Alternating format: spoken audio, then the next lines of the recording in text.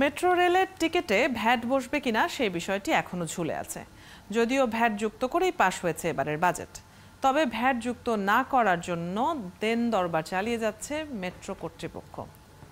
কিন্তু কথা হলো, মেট্রো রেলে ভ্যাট যুক্ত হলে এই খাতে কত টাকা পাবে সরকার?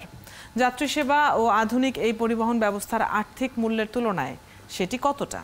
দেশে আধুনিক গণপরিবহন ব্যবস্থার প্রথম উদাহরণ ঢাকা মাস র্যাপিড ট্রানজিট বা মেট্রো রেল।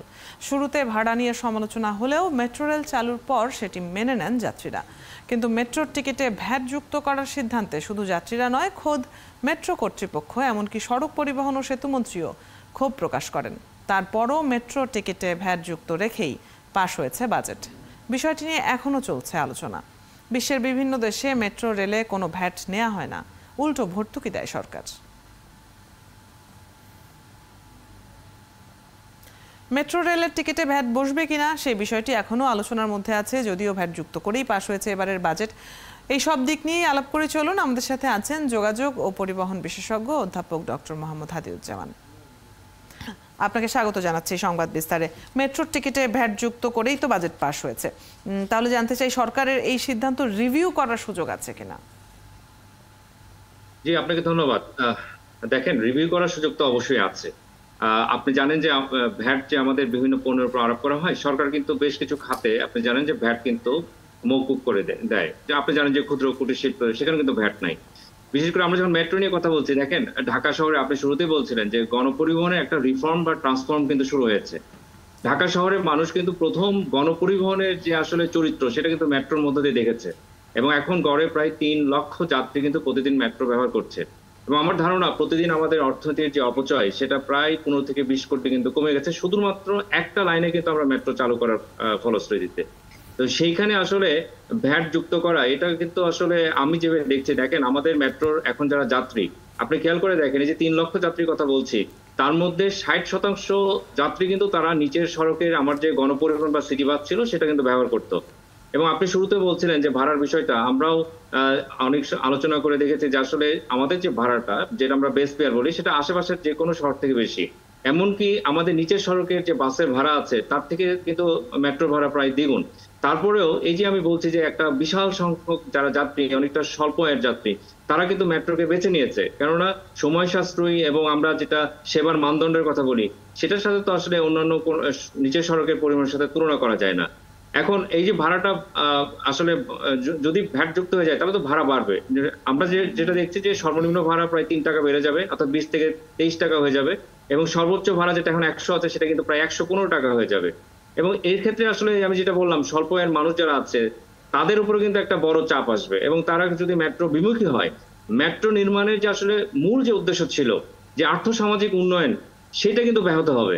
তো এবং সেক্ষেত্রে আবার মেট্রো রেল কিন্তু ওই যে আমরা যেটা বলি স্ট্যাটাস অফ সিম্বল হয়ে যাবে। অর্থাৎ যাদের সামর্থ্য আছে, যারা সিএনজির যাত্রী বা প্রাইভেট কারের যাত্রী, তাদের জন্য তারা হয়তো বা অ্যাফোর্ড করতে পারবে, তারা তখন মেট্রো ব্যবহার করবে। তো সেটা তো আসলে মানে সার্বিকভাবে ঢাকা শহরের মেট্রো করার যে স্পিরিট, সেই স্পিরিটের সাথে কিন্তু যাবে না। সেজন্য আমি মনে করি আসলে সমন্বয় করার এখানে সুযোগ আছে।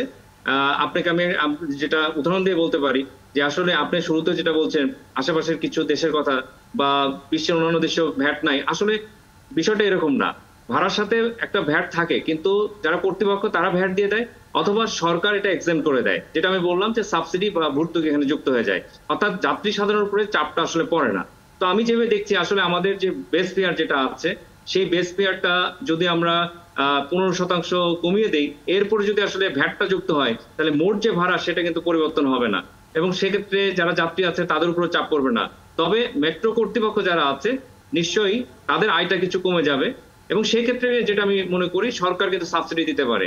এবং আমি হিসাব করে দেখেছি, আসলে এই যে 15% ভ্যাট যদি যুক্ত করা হয়, তাহলে সেক্ষেত্রে আসলে এখন যে 3 লক্ষ যাত্রী মেট্রো ব্যবহার করছে, সেখান থেকে আসলে বছর শেষে মাত্র 100 কোটি টাকার মতন কিন্তু রাজস্ব আয় হবে। এটা কিন্তু খুব বেশি না। তো সরকার যদি 100 কোটি টাকা ভর্তুকি দেয় আমাদের চলতি অর্থ বছরে, তাহলে যাত্রী সাধারণের পকেট থেকে কিন্তু যে 15% বেশি, এটা কিন্তু বের হবে না।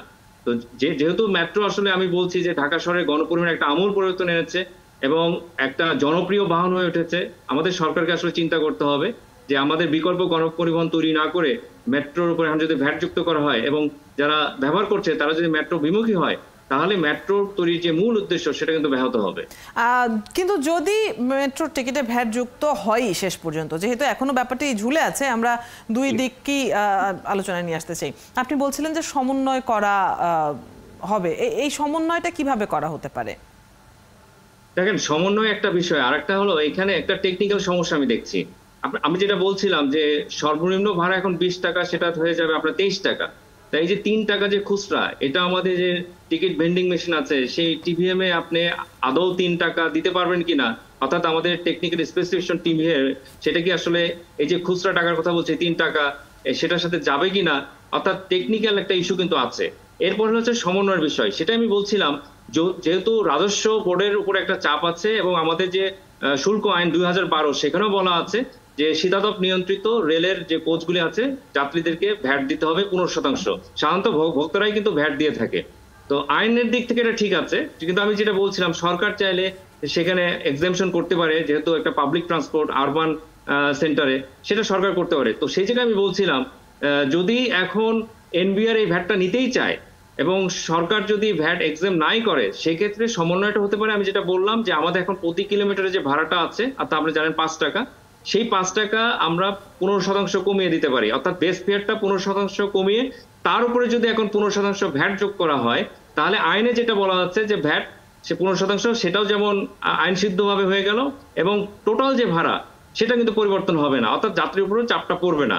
তো সেটাই আমি বলছিলাম, সেক্ষেত্রে এখন যেহেতু প্রতি কিলোমিটার থেকে 5 টাকা করে পাচ্ছে আমাদের মেট্রো কর্তৃপক্ষ, তখন কিন্তু ওই যে 15% কিন্তু এটা বিয়োজন হয়ে যাবে, তো তখন তাদের আয়টা কমে যাবে। সেই হিসাবে আমি বললাম যে আমি হিসাব করে দেখেছি সর্বোচ্চ 100 কোটি টাকার মতন বছর শেষে আয় হতে পারে এই 15% ভ্যাট থেকে।